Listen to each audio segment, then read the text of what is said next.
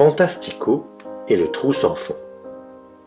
Dans un coin tranquille de la forêt, un petit asticot vivait heureux. Il s'appelait Fantastico. En effet, Fantastico adorait se faufiler partout, sous les feuilles, entre les cailloux, au milieu des racines. Un matin, il découvrit un trou. Un trou grand, un trou sombre, un trou qui avait l'air sans fond. « Oh !» fit-il en penchant la tête. Le trou semblait l'appeler comme un secret. Fantastico demanda aux fourmis « Vous savez ce qu'il y a là-dedans ?» Les fourmis haussèrent les pattes. « Ah, c'est trop dangereux, on n'y va jamais. » Il demanda au scarabée « Vous êtes déjà descendu ?»« Oh non, non, non, non, non, » répondit le gros scarabée. « On dit qu'on tombe pour toujours là-dedans. » Mais plus on lui disait qu'il ne fallait pas y aller, et plus Fantastico avait envie d'essayer.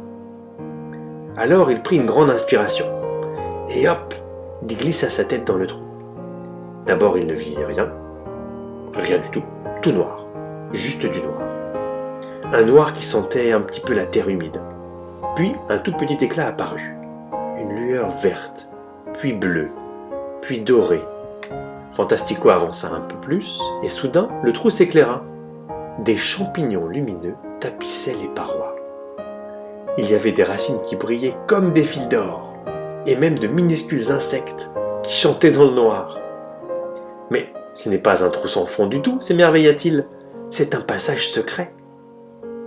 Il continua d'explorer et trouva une grotte minuscule, remplie de gouttes d'eau scintillantes. Chaque goutte reflétait son petit visage, comme des miroirs d'argent. Il se mit à rire. « Je suis 100 fois Fantastico !» Après un long moment d'émerveillement, il ressortit du trou, le cœur léger.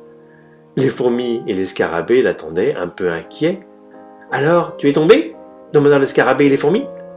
Fantastico sourit. « Non, non, je suis tombé dans un monde merveilleux. » Et depuis ce jour, quand il croisait un trou sombre, Fantastico ne voyait plus un danger.